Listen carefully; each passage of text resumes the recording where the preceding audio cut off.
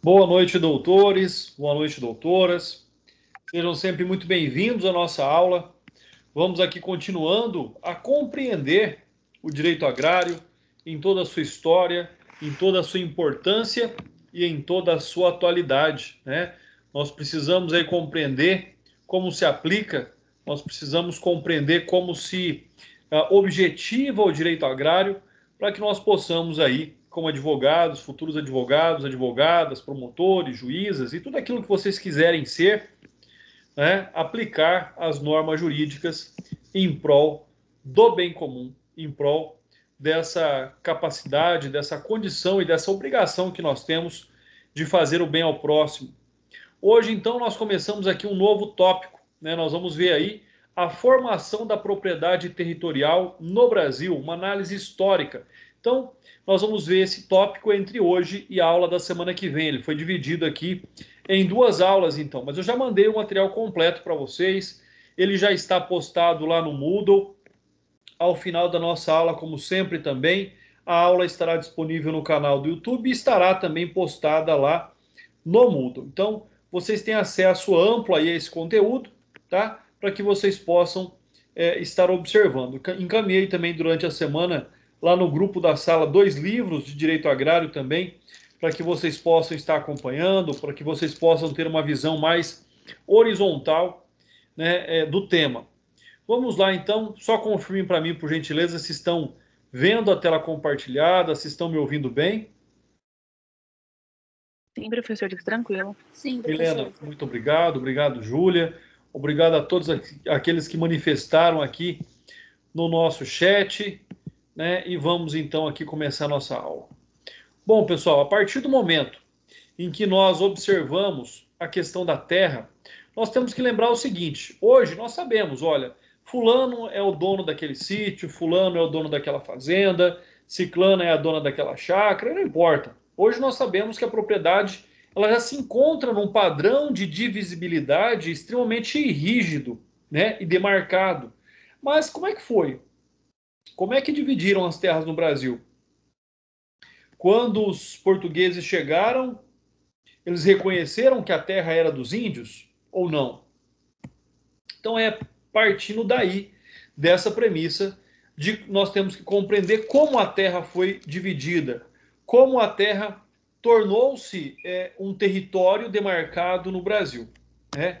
Em razão disso, nós temos logicamente os nossos objetivos aqui em relação a essa nossa aula, esse nosso novo tópico.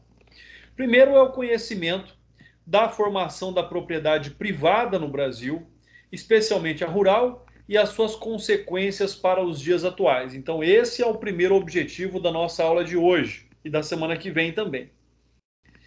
Segundo objetivo, compreensão da distinção entre o processo de colonização no Brasil e na Amazônia, tá? Importante ter essa concepção também, até porque quando se fala de áreas agrícolas, de áreas rurais, a grande preocupação que se tem é, logicamente, ali também a preservação da Amazônia. O sumário quanto àquilo que nós estamos estudando, essa é a legislação que regulamentou o direito da propriedade desde a ocupação dos portugueses até os dias atuais. Então, nas aulas de hoje até da semana que vem, nós vamos estudar a lei das sesmarias, a lei da terra, a lei de terras e o Estatuto da Terra. Então, nós temos 3 objetivos a estudar entre hoje e quarta-feira da semana que vem: lei de sesmaria, lei de terras e Estatuto da Terra. E com isso, nós vamos chegar nos dias atuais do direito agrário, pessoal.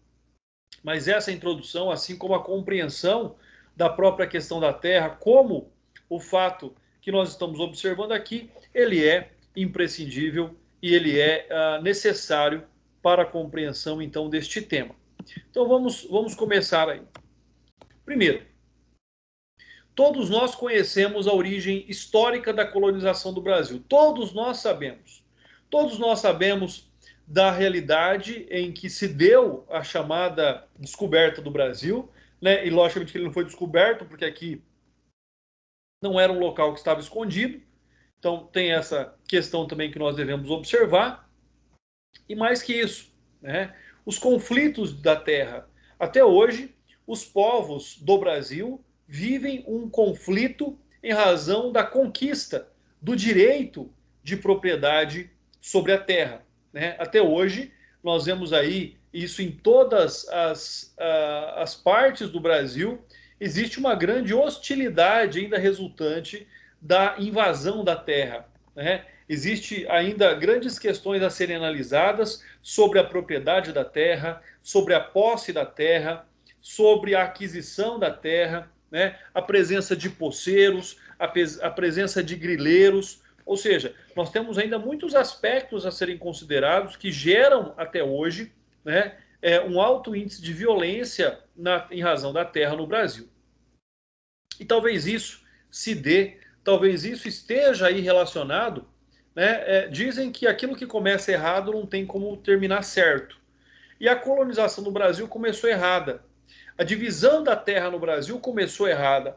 E é por isso que até hoje nós temos tantos problemas relacionados à questão da terra no Brasil. Tá? Até porque, quando os portugueses chegaram ao Brasil, né, eles nada mais fizeram do que incorporar as terras brasileiras ao patrimônio da coroa portuguesa. Ou seja, né, essa terra Brasil, né, passou a ser terra de Portugal, ou seja, Portugal tinha ali uma extensão do seu território em razão, né, da chegada dos portugueses no Brasil. E, logicamente, como nós já falamos, por aqui não ser um local desabitado, por aqui não ser um local em que não existiam pessoas já na posse da terra, já na ocupação da terra, já vivendo da terra, isso gerou cada vez mais hostilidade, né? E em razão disso, os povos indígenas, né, tiveram que sofrer aí com a ocupação dessa terra pela coroa portuguesa. Um outro aspecto que nós devemos considerar é o fato de que a lei que foi aplicada no Brasil para a colonização foi a lei portuguesa, né? A lei da Sesmaria não é uma lei brasileira ou criada para a divisão da terra no Brasil, não. Essa era uma lei que já existia em Portugal antes da chegada dos portugueses ao Brasil. Então, é uma legislação que foi aplicada, incorporada ao Brasil, para tentar solucionar aquela situação, né? Porque precisava-se de uma legalização. Então, foi criado, utilizada essa legislação no Brasil, sem, contudo, que ela fosse ali adequada a essa realidade, né? Então, ou seja, pensar que os índios já ocupavam o território brasileiro e que eles não foram respeitados e que eles foram submetidos à escravidão, os primeiros escravizados no Brasil, logicamente que não foram os negros, né? Foram os índios. Então, os primeiros escravizados, os primeiros negligenciados, né? Aquelas pessoas que não tinham condição, e até hoje muita gente acha que índio não tem personalidade, né? Que é um ser, que é um ente despersonalizado. Até hoje existem pessoas que acreditam nisso, que o índio não tem direito à dignidade, que o índio tem que continuar vivendo como se vivia há 500 anos atrás, né? Que o índio tem que continuar vivendo pelado na aldeia, na oca, plantando mandioca, pescando. Pessoal, isso é um pensamento totalmente atrasado, né? A preservação da cultura, a preservação das histórias, a preservação da língua, perfeito. Mas o índio não quer não evoluir, né? Negar a evolução ao índio, negar a civilidade ao índio, é um ato que atenta contra a dignidade do ser humano. Então, esse é um aspecto que deve ser considerado também, mas na época não foi, né? Logicamente que na época da descoberta, o índio não passava de um objeto que poderia ser propriedade das outras pessoas. Sobre este fato ainda, e aí vem algo que é extremamente importante, quando nós tratamos da história agrária no Brasil, logicamente que ela sempre se apoiou, e esse é um fato que nós devemos considerar, no direito português, né? Ou seja, o próprio direito português à época, ele já trazia determinações sobre a ocupação da terra, a necessidade da terra ser produtiva.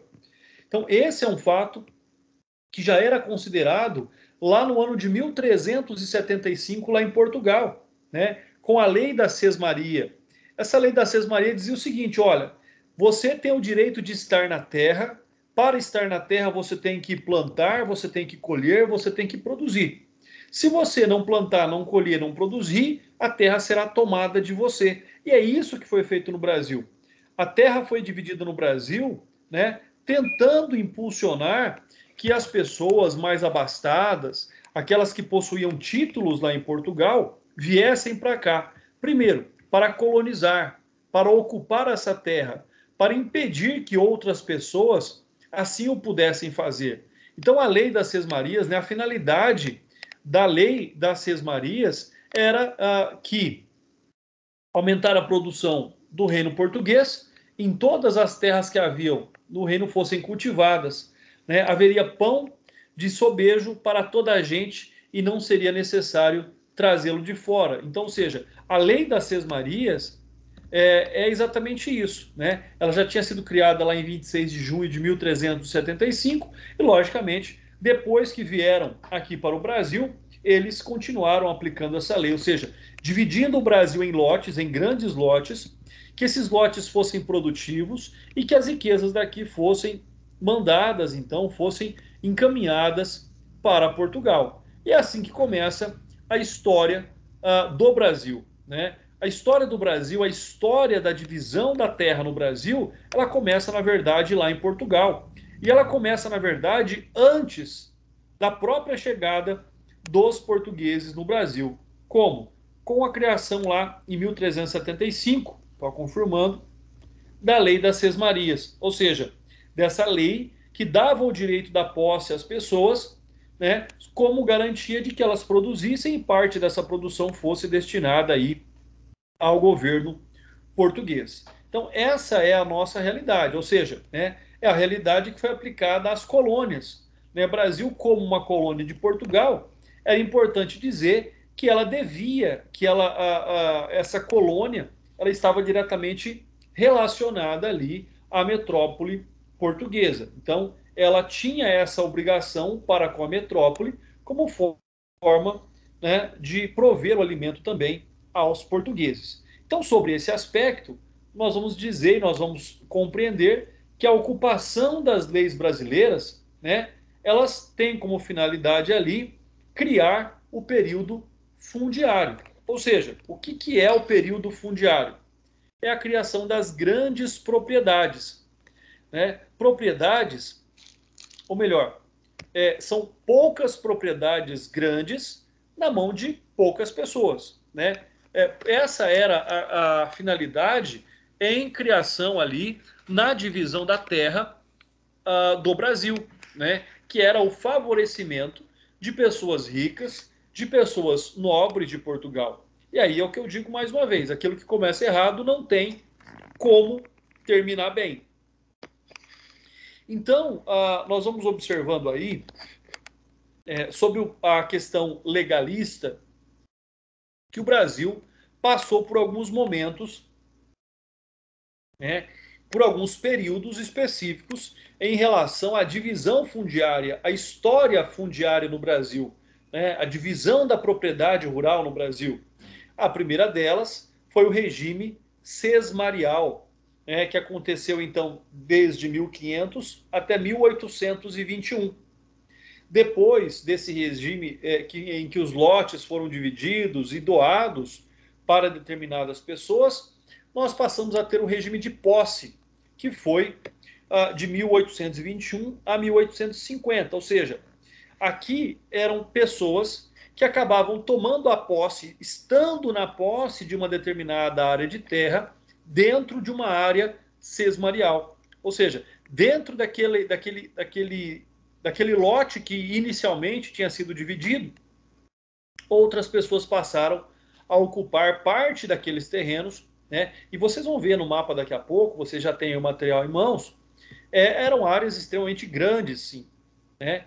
Depois disso, depois desse regime de posse, nós tivemos o regime de lei de terras, de 1850 até o final, né, do período imperial no Brasil, ou seja, 1889, e aí sim nós temos um período republicano, né, a partir de 1889 até os dias atuais. Então é importante, vamos fazer aqui aquele nosso asterisco sobre os períodos, né, da história fundiária no Brasil. regime sesmarial, de 1500 a 1821, regime de posse, de 1821 a 1850, regime da Lei de Terras, de 1850, já aqui nós já temos o Império Brasileiro, né? Aqui, na verdade, nós já temos a desvinculação do Brasil com Portugal com a vinda da família real para o Brasil. E aí nós temos o último período, que é o período que vige até hoje, que é o período republicano. Então, nós temos vários períodos a serem considerados, né? Mais uma vez, sesmarial, divisão de grandes lotes para pessoas influentes e importantes de Portugal. Outras pessoas vinham de Portugal e começavam a tomar a posse, a ter a posse da terra, independente dela ter sido doada pela coroa portuguesa. Aí nós temos o regime de terras, que foi até o final ali do período monárquico no Brasil, e o período republicano que nós temos atualmente, onde a pessoa tem o direito à propriedade, a pessoa que já tem a posse por um determinado tempo, ela também adquire a propriedade por meio do uso capião. Então, ou seja, mas a propriedade nunca perdeu a sua função social, né? Desde o início, desde a chegada dos portugueses aqui, a propriedade nunca perdeu, a propriedade nunca deixou de ter a finalidade de produzir, de ter a necessidade de produzir alimentos, né, de alimentar o povo dessa nação. A propriedade nunca perdeu esta prerrogativa.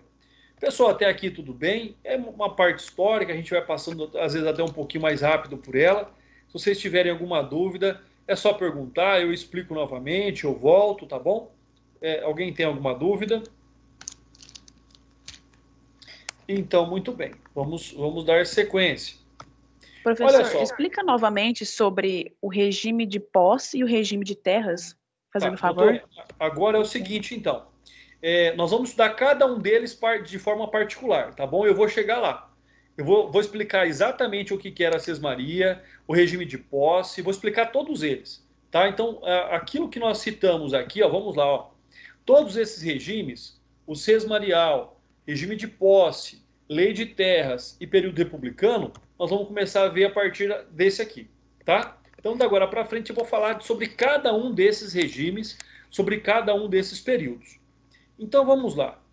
Primeiro, né, pelo mais antigo, que é o regime sesmarial, né? Lembrando que ele já existia, essa legislação já existia em Portugal, mesmo antes da chegada dos portugueses ao Brasil. Um outro aspecto, se vocês têm essa noção, se vocês pesquisarem, Portugal tem uma área territorial muito pequena, né? Portugal tem uma área territorial extremamente restrita e áreas produtivas ainda piores, porque uma região muito montanhosa, região de muita pedra. Então, terras produtivas em Portugal, na verdade, ocupam uma pequena parte do território desse país. Com relação a isso, né, a coroa portuguesa, a partir do momento que ela chega numa terra como o Brasil, e se vocês se lembram da carta do Pero Vaz de Caminha ao rei de Portugal, né, dizendo que aqui escorre mel, ou seja, que é uma terra extremamente rica, produtiva, né, então o sistema sesmarial foi, olha, vamos dividir aquilo lá, né, ou seja, vamos dividir aquela terra em lotes e de forma que ela é inalienável e transmissível somente hereditariamente.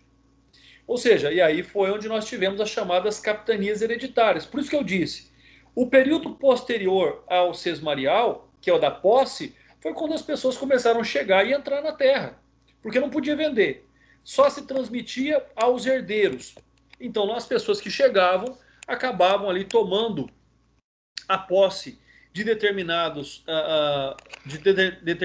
áreas e passavam a viver ali, passaram a produzir ali, mesmo sem nenhuma autorização, mesmo sem nenhum documento, nada nesse sentido, né? Então, ou seja, o que nós temos aqui sobre a posse, né, na verdade, foi uma ocupação ilegal dos lotes que foram divididos ali, né, para as capitanias hereditárias. Então, o que nós temos a respeito disso? Quando eu falo para vocês que Portugal é extremamente pequeno, quando ele se apossou da terra brasileira, ele aumentou a sua área em 268%. Então, ou seja, acabou aí sendo uma nação muito maior, uma nação muito mais rica. Olha aí, né, as primeiras capitanias hereditárias que foram instituídas no Brasil. Então, né, até onde eles tinham conhecimento do que era o Brasil, né, e ainda era algo muito menor do que é hoje, do que de fato nós temos como território nacional, foi onde nós tivemos a divisão dessas áreas, né? E aí vocês vão ver que são áreas extremamente grandes, que ocupam muitas vezes mais de um estado, e essas áreas onde elas foram então divididas, e cada uma delas levou ali, né, o nome. E aqui vocês vão ter mais ou menos a região onde essas capitanias hereditárias foram constituídas. Até aquele momento, vocês vão percebendo aí que a área destinada à Espanha ocupava mais da metade do Brasil, né? E aí Portugal foi, na verdade, ali em razão da colonização muito mais rápida, da colonização muito mais eficiente, ele foi tomando terreno, né? Porque essa área, toda essa área aqui, ela pertencia então à Espanha e ao Brasil, né? A Portugal, na verdade, era essa área bastante menor.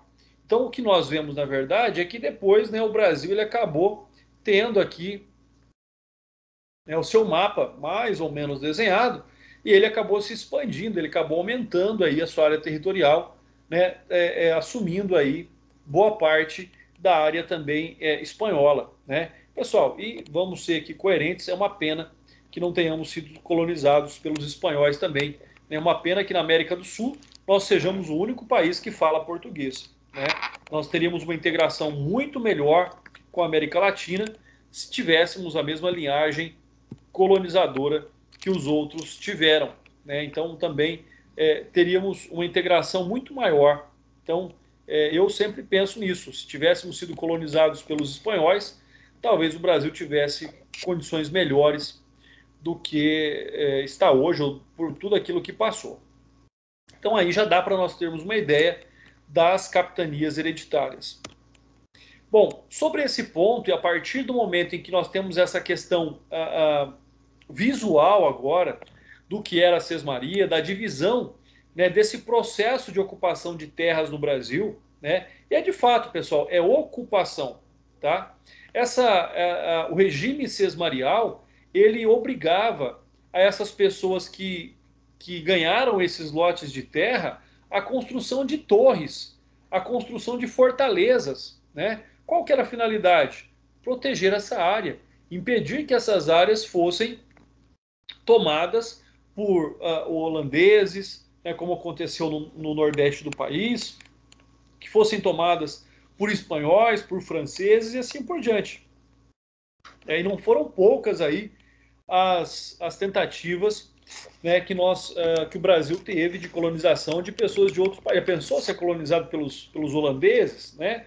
Já pensou ser colonizado pelos franceses, como nós temos a vizinha Guiana Francesa, né? Mas fomos colonizados pelos portugueses.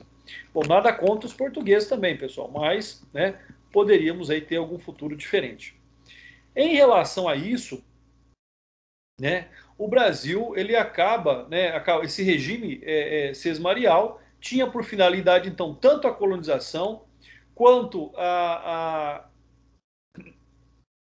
aumento da população, né? Nós tínhamos a população indígena, mas o que se fez era essas pessoas que ganhavam as terras, eles tinham que trazer famílias de Portugal para viverem nas suas terras, eles tinham que construir os fortes, as fortalezas para protegerem, né, o seu litoral, e todas essas despesas, logicamente, que eram às custas desses fidalgos, desses ricos aí, né, que tinham direito, que tiveram direito a ganhar essas terras no Brasil. Então esses lotes foram doados a essas pessoas e em contrapartida elas tinham a obrigação de colonizar o Brasil. O objetivo então maior era a colonização do Brasil, mas também, né, impedir aí as invasões estrangeiras. Então esse era um outro objetivo que existia, que era impedir as invasões estrangeiras. Dentro dessa linha de raciocínio, falando aqui ainda do sistema sesmarial, né, É lógico que essa área delegada, esse perímetro que foi dividido aqui, né, ele era dividido em terras extremamente produtivas. E essas terras produtivas tinham um critério importante, elas eram recebidas de graça, né, sobre o domínio do senhor ali da terra, e as pessoas que trabalhavam na terra tinham que pagar para ele para poderem continuar ali. E é por isso que depois nós passamos, mais uma vez eu vou dizer, para o período da posse, né?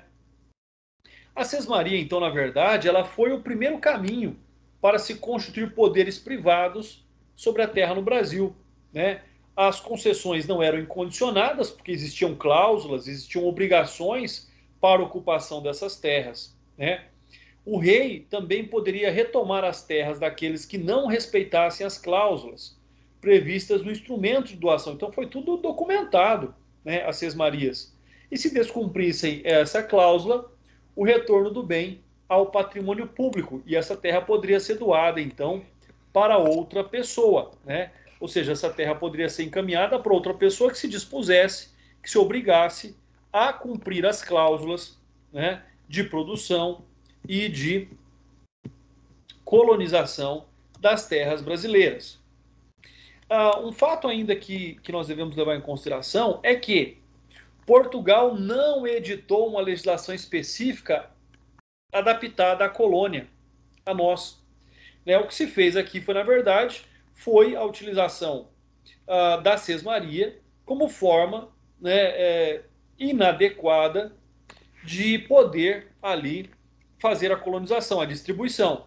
Então esse sistema sesmarial durou por 300 anos, 3 séculos, e nesse período foram elaboradas inúmeras leis, como decretos, cartas régias, alvarás, provisões, resoluções e avisos. Muitos desses preceitos legais diziam respeito a casos concretos, como regiões específicas, né, dando poderes, tirando poderes, né, e essa quantidade de normas, né, resultou aí num caos legislativo, assim quase como nós vivemos hoje em dia, que pouco contribuiu para a organização da terra no Brasil. Tá? Então, são todas essas situações. Via de regra, essa legislação ela tinha 5 cláusulas essenciais. Né? A primeira delas era o aproveitamento da terra, a segunda, a obrigação da medição e da demarcação, a terceira, o registro da carta em livro próprio, e a quarta, o pagamento de foro, então tinha que pagar para o rei, e logicamente a quinta era a confirmação do rei sobre todos esses termos. Né? Então, ou seja, era lavrado aí sobre a terra esse pré-requisito, ou seja, produzir riquezas.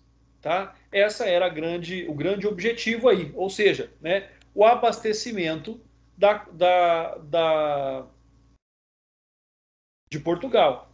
Né? Tanto é que nós sabemos que as riquezas do Brasil em ouro, prata, pedras preciosas, madeira, alimentos, foram todos levados. Né? O destino obrigatório deles era Portugal. Uma exigência ainda que existia era a dificuldade, logicamente, de se poder, né, fazer essas medições. Era a dificuldade que se tinha, imagina na época, né, tudo aí ainda natural, de fazer as demarcações das divisas entre aqueles lotes da sesmaria. Então, esse era um outro problema que existia. Ou seja, para vocês terem uma ideia, a maior parte das cartas tinham suas medidas expressas em braças craveiras, ou seja, cada braça corresponde a 2,20 metros e léguas. Cada légua tinha 3.000 braças quadradas, ou equivalente a 4.356 hectares. Então era muito difícil, logicamente, também se ter uma noção exata dessas medições, né? Até porque a grandeza e a qualidade dessa terra, ela sempre foi, né, e ainda é, o Brasil ainda é considerado como, né, o grande celeiro do mundo em produção de alimentos. Então, desde aquele momento, era muito difícil, muitos obstáculos surgiram, como doenças, como a própria, os perigos da selva, né? Então, na verdade, para quem vivia em Portugal, já numa colônia antiga, já num país antigo, né? os colonos aí não tinham capacidade, não tinham condição, muitas vezes, de cultivar esse solo, né? Então, esse é um outro problema. E eles só tinham a posse, né, porque eles eram permitidos a entrar pelos senhores da terra, mas eles não podiam ali adquirir o domínio do solo, não podiam adquirir ali a propriedade sobre aquele solo. E tudo isso, é lógico que foi aí favorecendo, né, a vinda de mais pessoas, cada vez mais a divisão de terras. Hoje, isso vai mudar muito, né? Olha aqui, a Mariana... Opa, deixa eu responder as perguntas aqui, pessoal, olha só. A Júlia pergunta, professor, o que era foro? Tá? Vamos voltar lá para eu explicar a pergunta da Júlia, e aí depois eu explico a pergunta da Mariana. O foro, deixa eu ver onde é que está aqui, peraí. Aqui, ó, pagamento do foro, né? Necessário pagamento do foro. O pagamento do foro era o pagamento de uma quantia, o pagamento, por exemplo, da produção, né? Uma parte do que eles produziam, uma parte das riquezas da terra deveriam ser ali pagos para Portugal, entendeu, Júlia? Então, o foro era uma espécie de pagamento que aquele que recebeu a terra deveria pagar para a coroa portuguesa. A Mariana pergunta aqui, a ideia de distribuição de terras do regime sesmarial é a mesma da reforma agrária? Na verdade, é o inverso da reforma agrária, Mariana. Por quê? Porque a ideia do sesmarial não era muitas pessoas na posse da terra. Eram poucas pessoas na posse e na responsabilidade da terra. E essas pessoas tinham que colocar colonos. Era como acontecia na Europa. Né? Você tinha o senhor feudal, que era o feudo, na verdade, ali era a terra. Então você tinha o senhor feudal e você tinha os servos. Era isso que eles queriam implantar no Brasil. Alguns senhores feudais, né, como responsáveis ali por grandes extensões de terra, pelos latifúndios, e dentro dessas áreas, né, desses lotes da sesmaria, aí então essas pessoas ficavam responsáveis com seus próprios navios, né, a trazerem colonos para colonizar ali, lógico, para morar, para aumentar a quantidade de pessoas que moravam ali. Então, na verdade, não tem a mesma ideia da reforma agrária. A reforma agrária ela quer partilhar o máximo de terra possível para a maior quantidade de pessoas possíveis. Tanto é que os lotes da reforma agrária são lotes pequenos. E o inverso acontecia aí no sistema, no regime sesmarial. Eram poucos com muita extensão de terra cada um deles. Né? E aí eles colocariam seus colonos para trabalhar para eles e para pagar para eles também determinada quantia referente ali à produção daquela terra. Entendeu, Mariana? Então, na verdade, é o inverso da reforma agrária. Tá, pessoal? Obrigado pelas perguntas. É bom quando vocês participam, né? É importante essa participação de vocês, tá? Obrigado mesmo. A aula fica melhor com a participação de vocês. Então, expliquei aí do foro, expliquei a questão da Mariana. E aí é onde nós chegamos a uma discussão importante. Qual era, de fato, a legitimidade da propriedade senhorial? Ou seja, que direito que essa pessoa tinha sobre a terra? Esse é um fato que nós não podemos aí desconsiderar. Né? O que ele tinha? Ele tinha, na verdade, a possibilidade da concessão.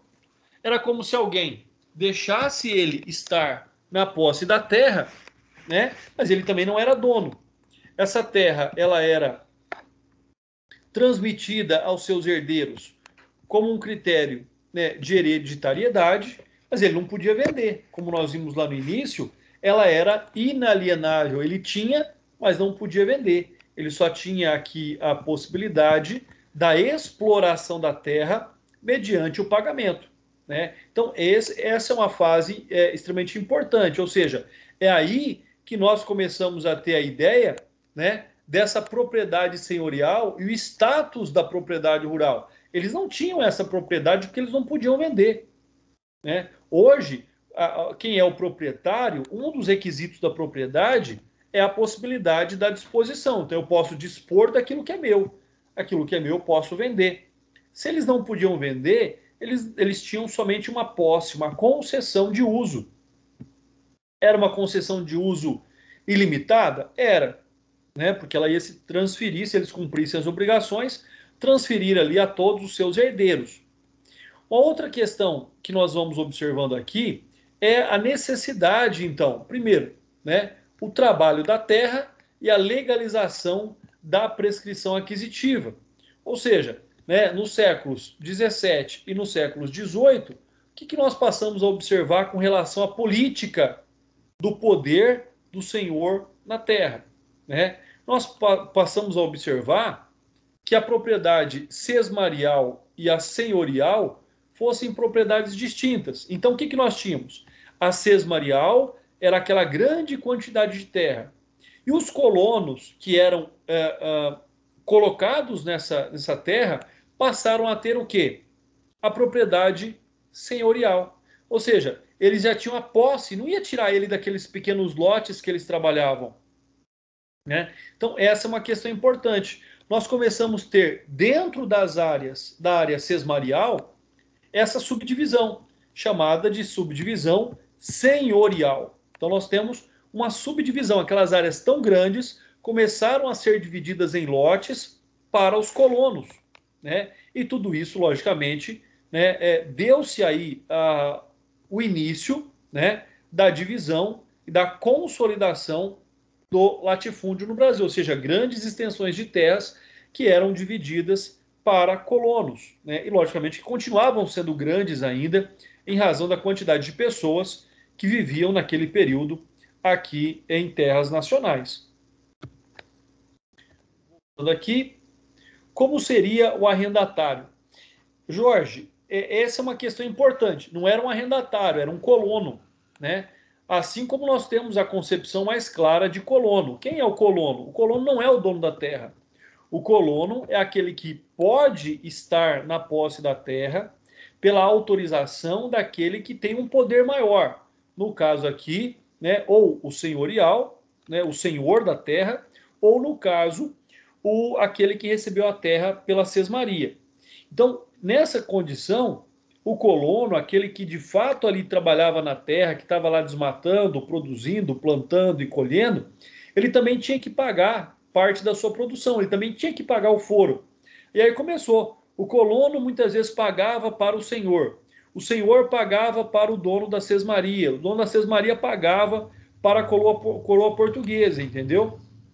Não era um arrendatário, porque o arrendatário passa a ter a posse da terra, tá? É diferente. Ele passa a responder pela terra. Nessa hipótese ainda, lá nesse período primitivo da divisão das divisões fundiárias no Brasil, né, ele não tinha tantos direitos assim. Ele ficava ali enquanto lhe era permitido, tá? Entendeu, Jorge?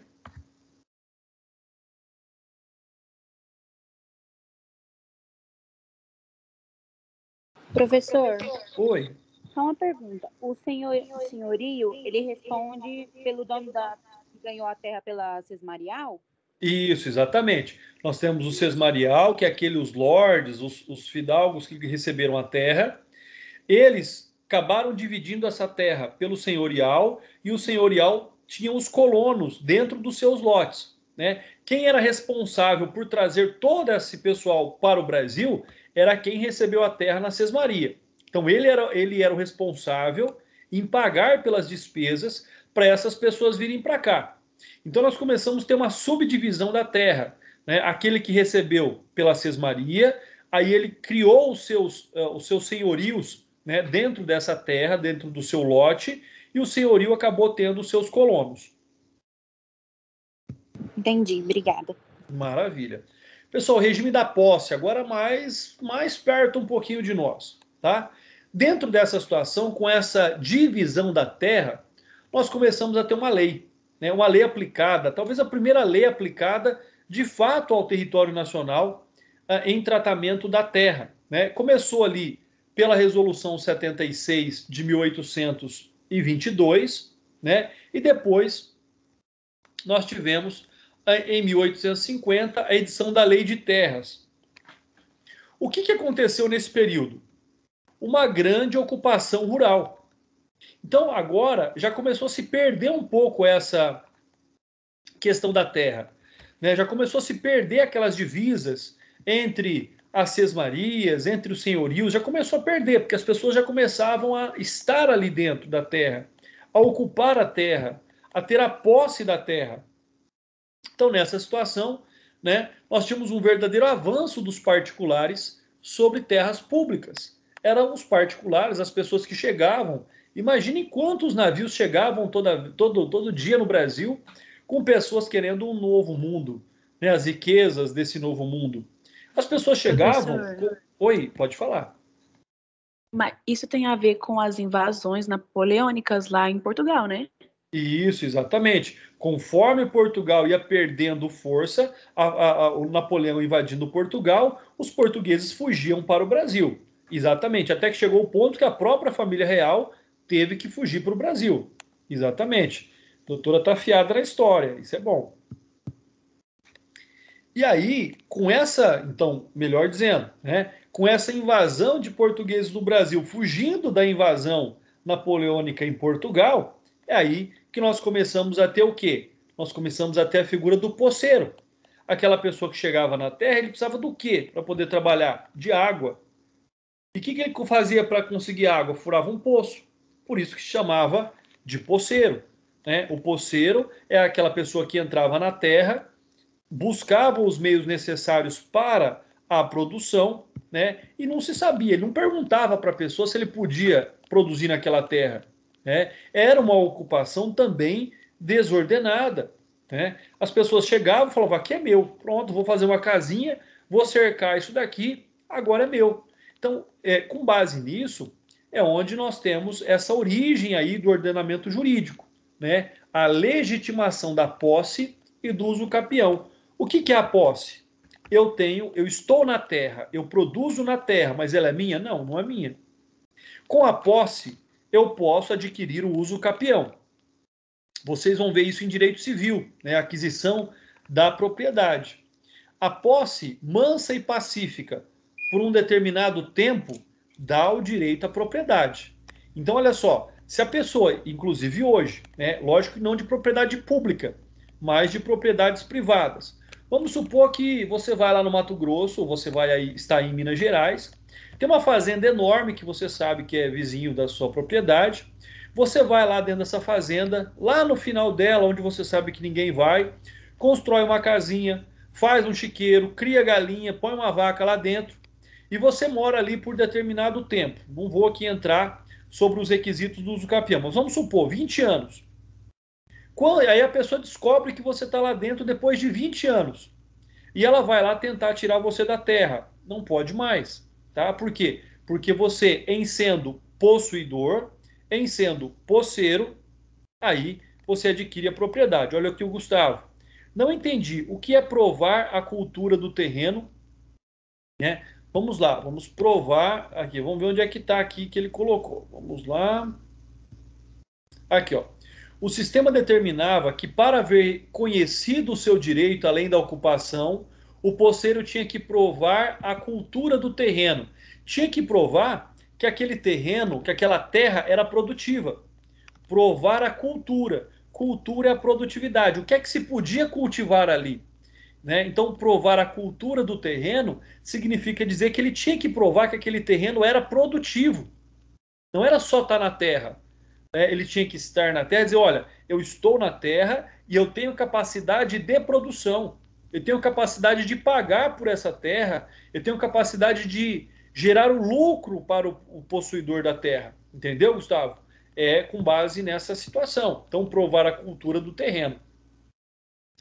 Uma questão que se sucedeu aí, né, depois de 1850, foi esse favorecimento ao pequeno agricultor.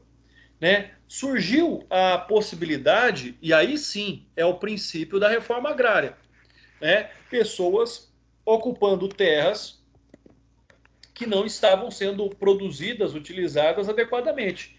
Aí surge naquilo que a Mariana perguntou, né? Agora, nesse momento, nós temos uma ação humana com os mesmos princípios da reforma agrária, favorecendo o pequeno agricultor, possibilidade de tornar-se legítimo proprietário de pequenas glebas de terra, né, onde formava sua lavoura para a subsistência. Esse é o princípio, até hoje, da reforma agrária, né? E, por outro lado, os detentores de escravos tinham maiores possibilidades de ocupar mais terras e ampliar os seus domínios, lembrando ali da escravidão dos indígenas e, posteriormente, da escravidão dos negros. E é com base na escravidão é que eles garantiam a produtividade cada vez maior, né, de maiores extensões de terras por aqui. Um outro fato aqui que é extremamente relevante, né, foi a Constituição Política do Império do Brasil de 1824, que incorporou o quê? A ideia do constitucionalismo liberal. Manteve a escravidão, favorecendo a comunidade do regime baseado na monocultura latifundiária e escravocrata. Ou seja, foi com base nesta Constituição Política do Império, né, ainda pensando no Brasil como um fornecedor de produto primário, onde, por meio dos escravos, começou a ter a plantação da cana-de-açúcar no Brasil. Tá? Então, esse era um outro aspecto que nós tínhamos aí, né, como a fonte produtora de riquezas, logicamente, né, com base... E esse é um trecho extremamente importante do livro do Pedro Lenza. Esse regime aí de divisão da terra, né, que favoreceu os pequenos proprietários, aqueles que trabalhavam na terra, que produziam, que viviam, tinham condição de ser ali proprietários dela, só que ela se perdurou por muito tempo ainda, na verdade, né? Então, sobre todos esses aspectos, tecnicamente nada foi alterado, né? Continuamos com o latifúndio, grandes propriedades, monopolistas, ou seja, que monopolizavam aquelas pessoas que viviam sobre ela, né? Continuou reinando aí soberanamente, com muitos casos de aumento das suas dimensões. Então nós tínhamos também o inverso. A partir do momento que pessoas ocupavam a terra, os grandes produtores ocupavam a terra dos outros também, né? Então era uma disputa, como acontece muitas vezes até hoje aí nas regiões amazônicas, né? Onde os garimpeiros, onde os exploradores, os grandes fazendeiros ameaçam, matam, né, os pequenos proprietários, afugentam, ameaçam, para poder tomar a terra dessas pessoas. E aí começou também a surgir aqui no Brasil, em razão da Constituição do Império, o ideal napoleônico e burguês da propriedade absoluta, como Napoleão queria, né?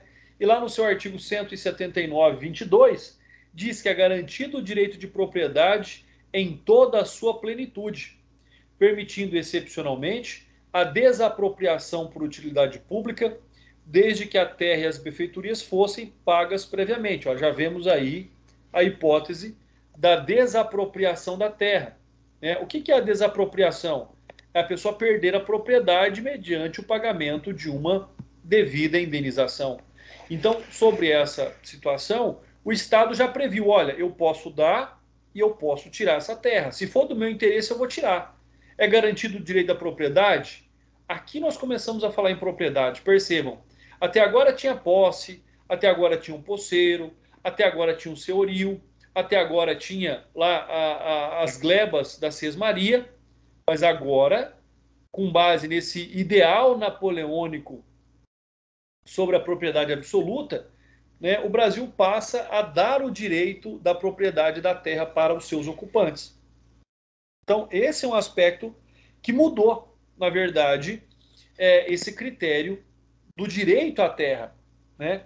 O Pedro Lenza, né, ele diz lá no seu livro que o liberalismo tem por ponto central colocar o homem individualmente considerado como o alicerce de todo o sistema social. Então, o fortalecimento dessas pessoas na terra fortalecia a sociedade como um todo, né? Era uma sociedade muito mais organizada e, logicamente, também era uma sociedade muito mais produtiva. Nessa situação ainda nós temos o período áureo da posse, né? O que era esse período áureo da posse? Garantiu-se a propriedade. Já foi um grande ganho de direito, né? Ou seja, nós tínhamos aí o acesso à propriedade, então dava-se a propriedade para a pessoa. Mas em razão disso, muitas pessoas começaram a quê? A buscar a posse, começaram a invadir também. Porque, olha, se eu tiver a posse, eu posso adquirir, por exemplo, a propriedade por meio do uso capião. Então foi um modo que muitas pessoas encontraram, que estava ali na condição de colono, de buscarem ser também os donos dos seus pedaços de terra, né? Então, com base nisso, com base numa legislação ainda bastante atrasada, né? Onde nós tivemos aí a necessidade de um avanço também com relação ao aspecto legal. Então, ou seja, os diversos tipos de propriedade territorial que se consolidaram durante o regime sesmarial e o regime de posse, né, que durou aí de 1500 a 1850, ou seja, mais de 3 séculos, né, houve aí esse período em que não se sabia direito, não se tinha essa garantia real sobre a terra, né? O período da doação da sesmaria, o período do senhorio, o período dos colonos, até que se pôde adquirir a propriedade ali, né, em razão da posse, muitas vezes em razão do direito ao uso capião. Uso capião é a aquisição da propriedade pela posse mansa e pacífica. Pela posse mansa e pacífica por um determinado lapso de tempo. Então, esses são os preceitos do uso capião. Aquisição da propriedade mediante a posse mansa e pacífica. Guardem isso. Olha só os quadros que nós temos aqui para nós entendermos essa evolução, então. Nós temos lá o primeiro período. Opa, vamos voltar. Nós temos lá o primeiro, o que é o período sesmarial. As sesmarias eram concedidas através do capitão donatário, que transmitia gratuitamente o domínio útil. Olha só, não era propriedade, era domínio útil da terra para o sesmeiro, a qual tinha as seguintes obrigações até receber definitivamente a terra: o aproveitamento, a medição e a demarcação, o registro da carta em livro próprio, o pagamento do foro e a confirmação do rei. Depois nós tínhamos a propriedade senhorial.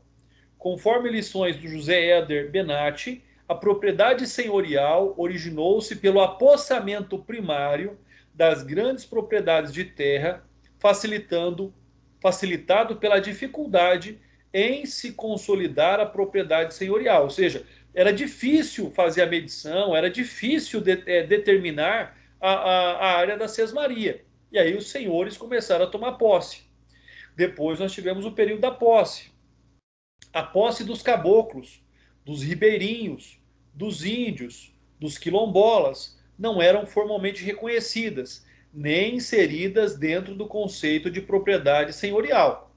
A pessoa simplesmente estava ali, tomava a posse. E aí nós tivemos o período áureo da posse. Com o fim da sesmaria em 1822, a ausência de uma norma legislativa eficaz, o sistema determinava que, para haver reconhecido, além da ocupação, o posseiro tinha que provar a cultura do terreno, ou seja, tinha que produzir.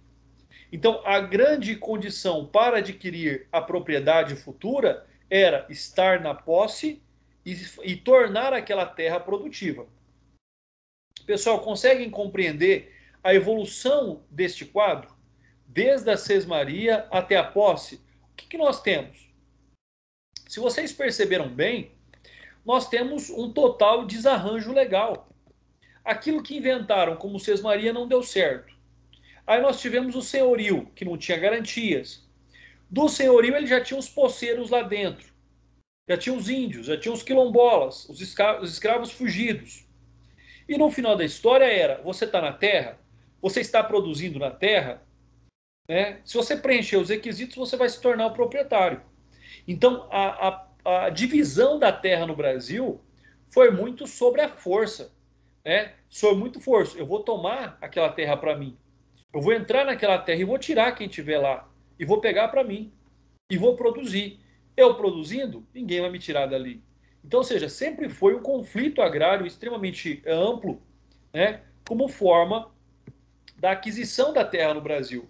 Então, esses são alguns pontos aí que nós vamos observando, né, até que nós possamos chegar aqui aos dias atuais, né? Vamos dar sequência, então. Regime da lei de terras, né? Bom, vamos ver aqui, não tem nada. Vamos lá. Regime da lei de terras, Lei 601 de 1850. O que a lei de terras dizia? Primeiro, ela tratava do recebimento da terra. Ela tratava em permitir a aquisição da propriedade da terra, por meio da terra.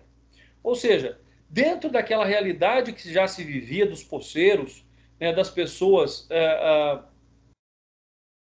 gerado ali, aquele problema todo gerado ali pelas leis anteriores que não conseguiram dividir as terras no Brasil como deveria, né? Então criou-se a Lei de Terras em 1850. Ou seja, isso representa o que para nós? Uma verdadeira ruptura com os regimes anteriores. Olha, tudo aquilo que era anterior acabou. E já viram que não tinha dado certo, né? Ou seja, na medida em que retirava a possibilidade de receber a terra gratuitamente, ao impor a compra como a principal forma de aquisição da propriedade territorial. A partir da lei de terras, a terra começou a ser considerada como uma mercadoria de alto valor monetário. Ou seja, a partir desse momento, a terra tinha valor. E se tem valor, pode ser negociado. Então, esse é um aspecto que deve sempre ser considerado. Ou seja, o fato de que, a partir daquele momento, a partir da lei de terras, as terras poderiam ser comercializadas. A partir daquele momento, as terras poderiam ser transacionadas. Só que tinha um detalhe, não sei se vocês perceberam. Alto valor monetário, não era para qualquer um comprar. Então também não era para que elas se dividissem muito. Não era para que qualquer pessoa pudesse ter acesso à terra.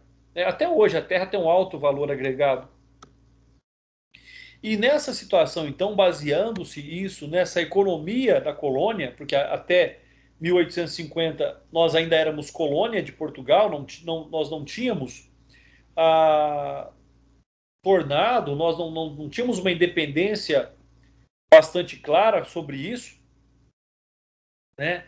Foi a partir desse momento, então, que as grandes propriedades, logicamente que utilizavam aí a mão de obra dos escravos, né, puderam ser comercializadas, puderam ser mercantilizadas. Então a terra tornou-se necessária para garantir o monopólio no meio dessa produção. Ou seja, começaram a dar mais valor à terra, né? Assim a propriedade latifundiária, o que é um latifúndio? Uma grande extensão de terra. Deixou de ser, por excelência, uma fonte de prestígio social e transformou numa fonte de poder econômico. A pessoa tinha valor agregado à terra. Porque enquanto as pessoas estavam ganhando terra de graça, estavam tomando terra de graça, a terra não tinha muito valor. A partir do momento que ela não podia mais tomar, a partir do momento que ela tinha que comprar e a terra era cara, a terra passou a ser considerada como um patrimônio. E aí a lei de terras buscou efetivar o reordenamento do território brasileiro. Então ela reorganizou a divisão territorial rural brasileiro. De que forma? Compra de terras devolutas. Então aquelas terras que não tinham dono, que eram terras do Estado, puderam ser vendidas. Doação, principalmente nas áreas de fronteira, né? Ninguém queria morar na fronteira. Por que não? Porque a fronteira sempre foi perigoso. Terras na fronteira valem muito menos do que terras em outras regiões, né? Se você for comprar uma fazenda, por exemplo, na divisa com a Bolívia, na divisa com o Paraguai, você vai pagar muito menos naquela terra do que pagaria numa outra região, porque a área de fronteira sempre foram áreas mais perigosas. Revalidação das cartas das sesmarias, ou seja, para aqueles que ainda estavam na posse, tiveram a documentação disso, e para aqueles que estavam na posse de terras sem nenhum tipo de documento, sem nenhum tipo de autorização, tiveram também ali a legitimação dessa posse. Então, o que nós vemos aqui é algo extremamente importante. Vou até voltar uma tela, né? É a importância da lei de terras. É um novo marco, né? É um marco caminhando para o nosso regime moderno de divisão fundiária do Brasil, para a reorganização das propriedades rurais em território nacional. Compra de terras devolutas, né? Acabei de falar para vocês, olha, a lei de terras disse o seguinte: as terras que eram do Estado, as terras que não tinham ocupantes, puderam ser vendidas. O Estado vendeu terras, né? Ou seja, as terras devolutas, de acordo com o artigo 1º da Lei 601 de 1850, diz que ficam proibidas as aquisições de terras devolutas por outro título que não seja o de compra. Então não podia trocar, por exemplo, né? Não podia fazer o escambo, por exemplo. E aí o artigo 2º dizia o seguinte: os que se apossarem de terras devolutas ou de alheias e nelas derribarem matos, né? Derribar é derrubar, derribarem matos e lhe puserem fogo, serão obrigados a despejo com perda de benfeitorias e demais sofrerão a pena de 2 a 6 meses de prisão e multa. Então olha só, as pessoas não podiam ocupar as terras devolutas, passou a ser crime. Aquelas terras que não tinha ninguém em cima, aquelas terras que não foram identificadas como da propriedade de ninguém, antigamente podia invadir. Antigamente a pessoa simplesmente se tornava um poceiro. A partir do momento em que surge essa lei, o Estado assume o controle da terra e a terra passa a ter valor patrimonial, se torna crime. Mais uma vez, o artigo 2º diz: os que se apossarem de terras devolutas ou de alheias e nelas derribarem matos e lhes puserem fogo, serão obrigados a despejo, serão retirados da terra, com perda das benfeitorias. Tudo que construiu, tudo que gastou vai perder. E demais, sofrerão pena de 2 a 6 meses de prisão. Ou seja, nós passamos a ter a criminalização do ato de ocupar a terra, seja ela pública ou particular. André, onde é que está escrito terra particular? Terras devolutas são públicas, terras alheias são particulares. Então, é um momento importante na história do Brasil. É o momento em que se cria a criminalização do ato de ocupar a terra no Brasil. Ou seja, a pessoa só pode agora, a partir desse momento, estar na posse da terra por meio do título de compra. Ou seja, se ele não comprou, ele não pode estar na posse da terra. Oi, Milena, pode falar.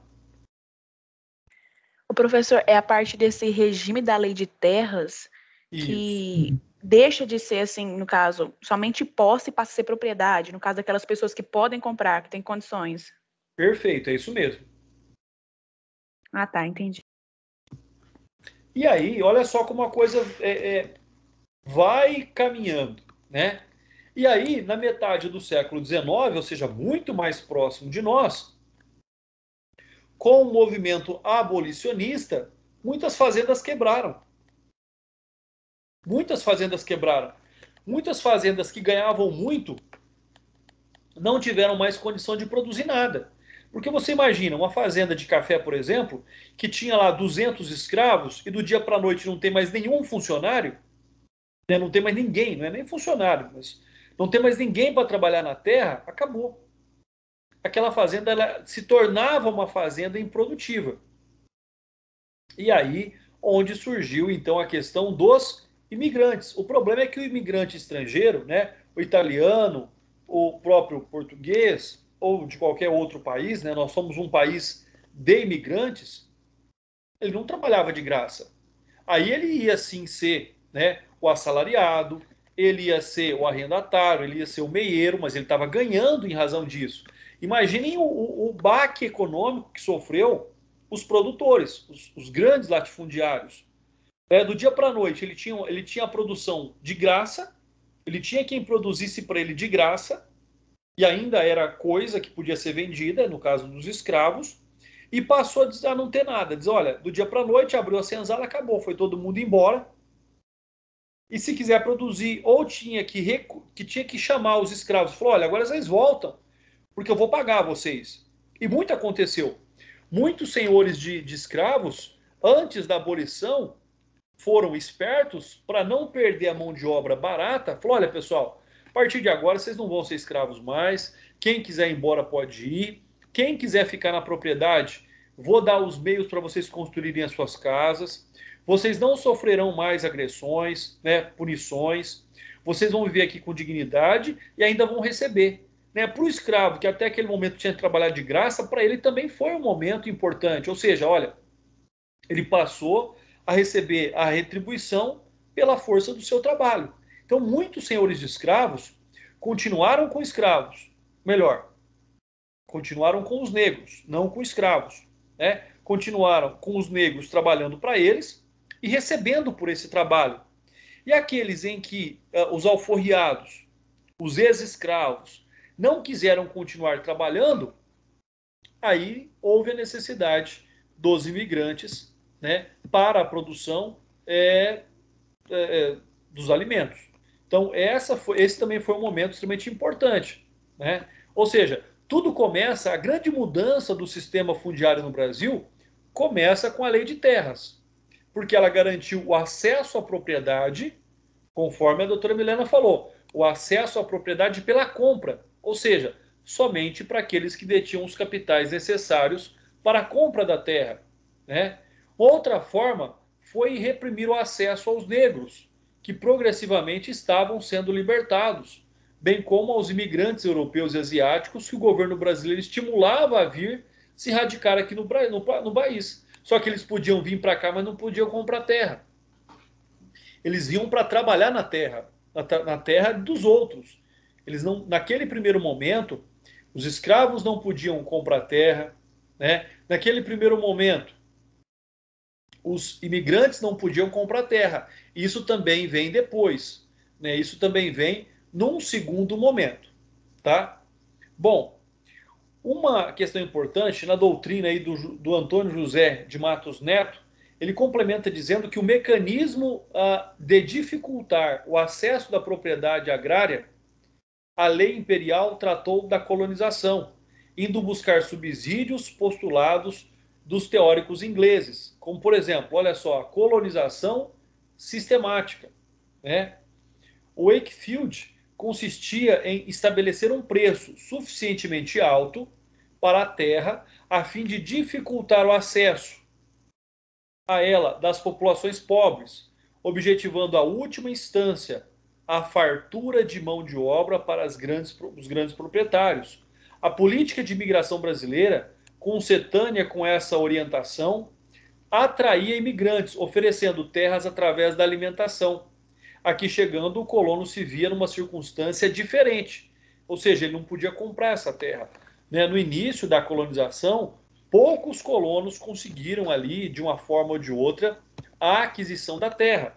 Por quê? Porque a legislação proibia. A finalidade era que eles viessem para cá para trabalhar somente como mão de obra. Né? E eles continuavam vivendo em condições precárias. Né? Como eu disse para vocês, existia também a possibilidade da doação. Ou seja, aquela terra que ninguém queria, aquela terra perigosa, aquela terra mal localizada, ela era doada.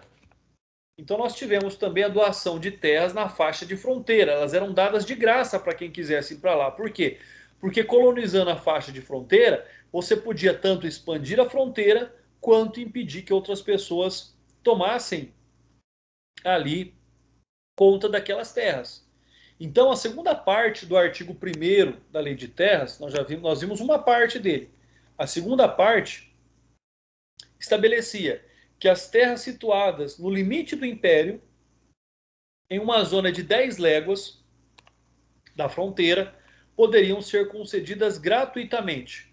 A ocupação das terras localizadas na faixa de fronteira era favorecida para garantir a soberania nacional naquela região. Então não era por bondade que o Estado estava doando terra também, né?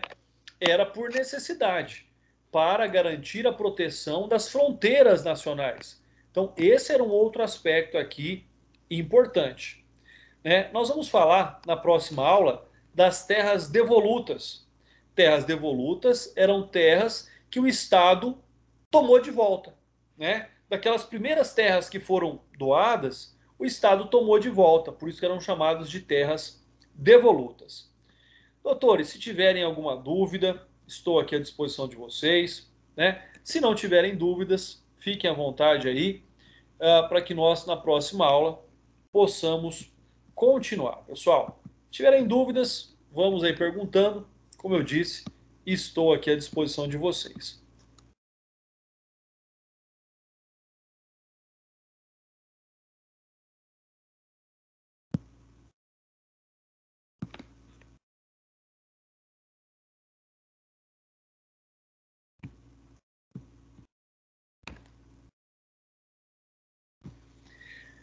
Pessoal, não havendo dúvidas, muito obrigado, boa noite, sempre um prazer estar aqui.